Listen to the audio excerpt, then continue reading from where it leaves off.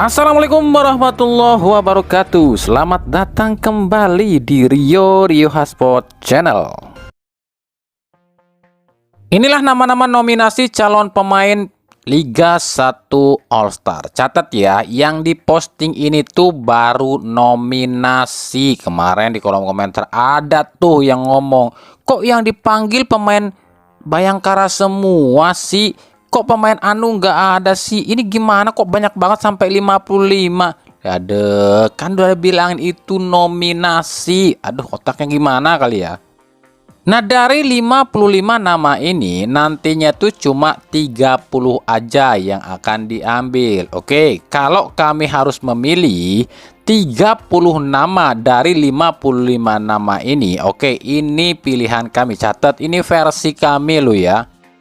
Kiper, dari 5 kiper yang ada di sini kami memilih cuma 3, yakni Andri Tani dari Persija, Emriandi dari Persisolo, dan juga Reza Arya dari PSM Makassar. Dan kiper utamanya kami masukkan Reza Arya.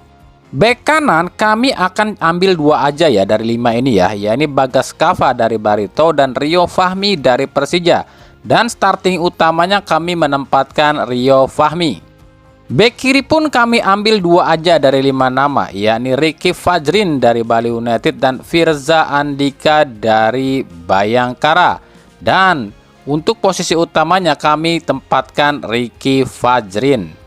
Bek tengah di situ ada 10 nama ya, kami akan ambil 5 aja, yakni Ryuji Utomo dari Persita, Fahrudin Arianto dari PSS Sleman, Hansa Muyama dari Persija, Fabiano Beltrame dari PSBS, dan Saprudin Tahar dari Malut United.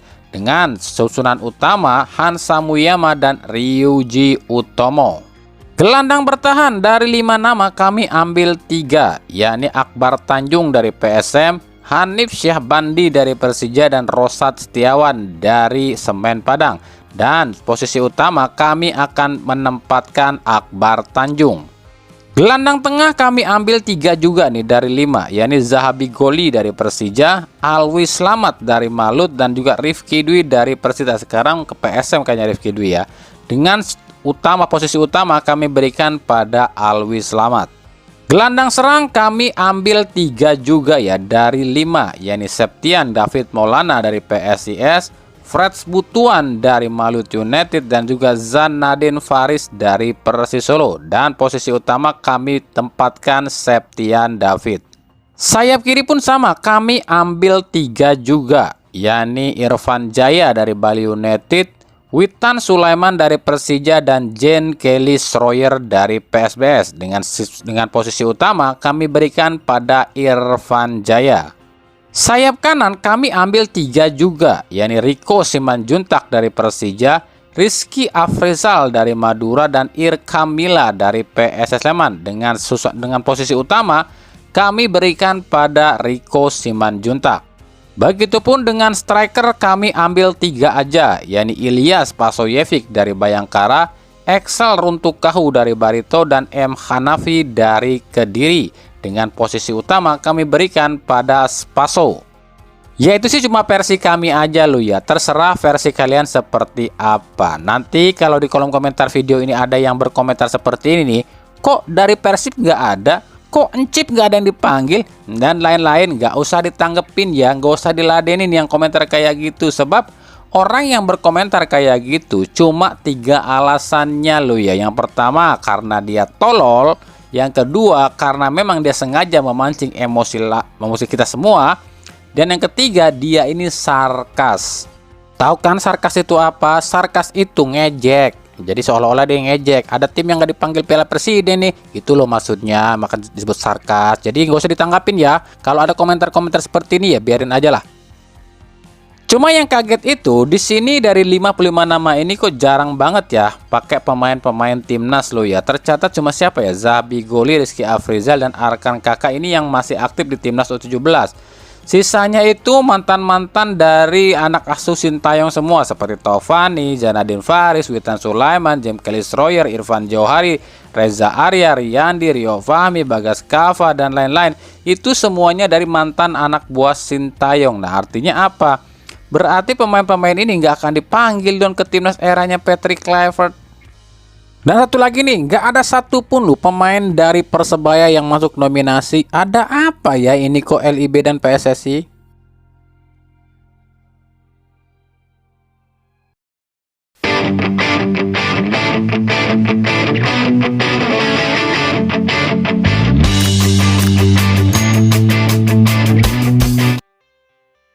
Lanjut ya, FIFA resmi menetapkan Indonesia sebagai pusat FIFA di Asia Tenggara dan Asia Timur. Jadi nantinya 21 negara di Asia Tenggara dan Asia Timur ini kalau mau ajukan apa-apa ke FIFA ya lewatnya Indonesia dulu. Termasuk juga soal apa ya, pemain naturalisasi deh.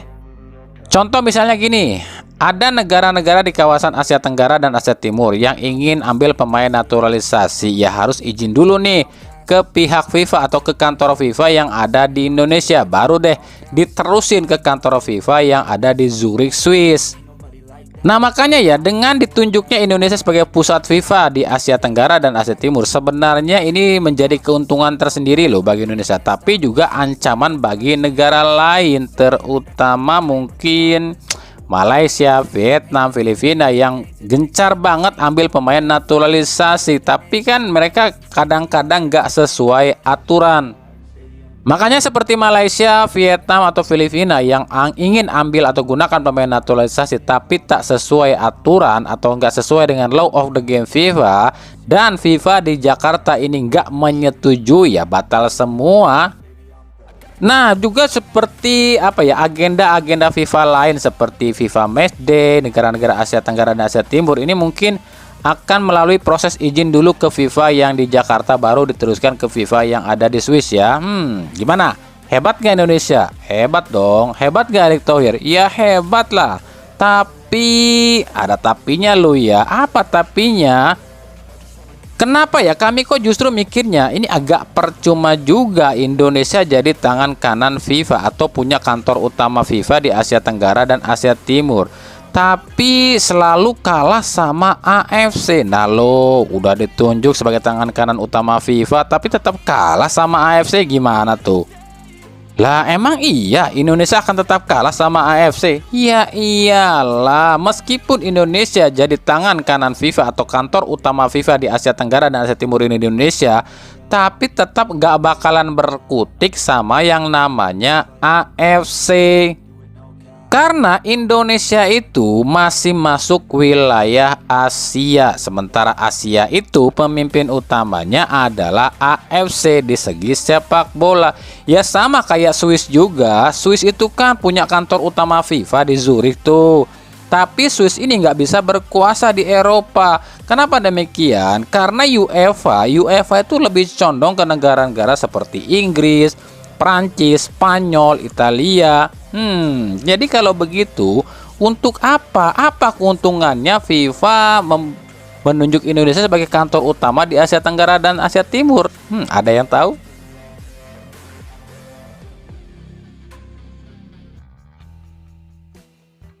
Kita lanjut ke serba-serbi klub. Yang pertama dari Persija Jakarta. Ini apa namanya ya? Kebodohan yang berulang atau ketololan yang random ya. Kemarin saat timnas Indonesia melawan Cina, ada tuh yang bikin postingan, katanya sih dia akan motong titit nih kalau Beckham Putra main. Beckham Putra beneran main, dianya malah ngilang. Sekarang ada lagi nih kelakuan orang-orang aneh. Ente kadang-kadang ente ya. Ini orang tuh komentar gini nih, kalau Jordi Amat, Tom Haye, dan Afrianda Dewa nggak ke Persija, dia ini akan bugil di Monas. Ini orang ngapain ya? Ini orang yang sengaja ngejek Persija atau mungkin terlalu ngarap ya? Kenapa kami bilang dia ini seolah mengejek Persija? Ya karena apa ya, seolah-olah orang ini nggak percaya kalau Persija bisa ngedatangin 3 orang ini. Makanya dia berani kan nantangin. Coba kalau Persija beneran datangin, gua bugil. Kan artinya dia nggak percaya Persija sanggup datangin 3 pemain ini. By the way, buat yang belum tahu, Tom Haye kabarnya sih mau aja nih ke Persija, asal ada asalnya loh ya. Asal Persija ini mau ngebayar gaji si Tom Haye ini sebesar 490 juta per bulan. Nah tuh, gimana Pak Prapanca, sanggup nggak? Sebagai informasi aja dan sumbernya ini kami ambil dari Dinas Pajak, gaji pemain Persija yang paling tinggi itu musim kemarin loh ya, itu sekitar 200 juta per bulan, dan itu pun didapatkan oleh kapten Persija yakni Rizky Ridho dan juga pemain asing. Pemain asing pun gak semuanya 200 juta loh ya, ada yang 200 juta dan ada yang ke bawahnya.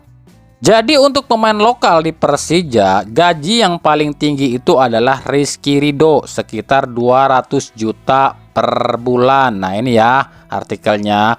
Sisanya itu pemain lokal gajinya di bawah 200 juta semua. Nah, Tom Haye ini masuknya apa? Masuknya kan lokal.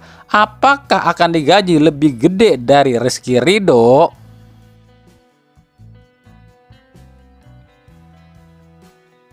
Dari Persebaya, ya inilah realita yang harus benar-benar kita sadari dan kita lihat juga. Sesama bonek aja diembat, yang satu jambret, yang satu copet. Kalau ini terjadi, yang pelakunya itu Viking atau Boboto, itu 7 hari 7 malam saya yakin ini fansnya jeruk langsung nyinyirin. Tapi karena hanya terjadi pada Persebaya, ya cuma sebagian fansnya Blau nih yang nyinyirin. Cuma gini loh ya, kami kok ngelihatnya ini bonek malah tambah apa ya, tambah prihatin, tambah gimana ya, entahlah. Kemarin waktu di Kediri away itu ada kasus nyolong di tukang buah. Sekarang pas ulang tahun Persebaya, teman makan teman sendiri diembat. Ada piye kica poyo raisin ngono lo. Iki wis raine elek sing nyolong, nama bonek pun tambah melu elek. Lah piye iki cacak kabeh iki pimpinane bonek, iki kriminal loh.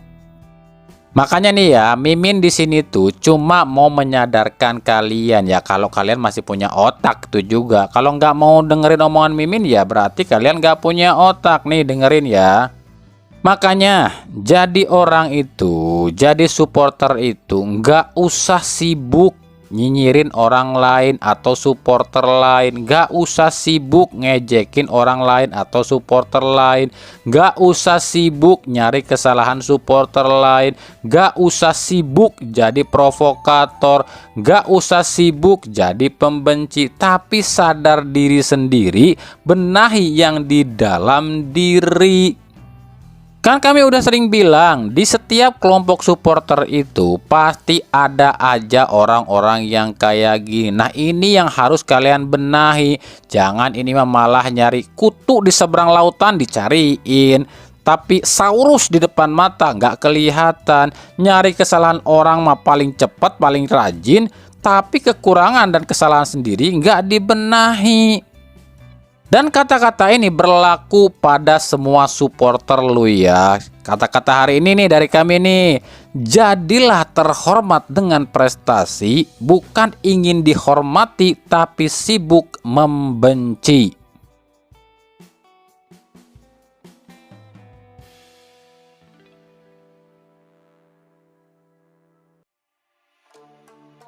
Dari Persib Bandung ada dua berita. Yang pertama, kiper asal Kroasia Oliver Zelenka ini membantah kalau dirinya jalin komunikasi dengan Persib. Menurut Zelenka nggak ada tuh sama sekali yang namanya dirinya komunikasi dengan Persib Bandung lah. Saya pribadi malah baru tahu loh ada nama Zelenka yang dirumorkan. Ini siapa sih yang bikin rumor? Tanggung jawab tuh. Asal jeplak aja sih kalau bikin rumor.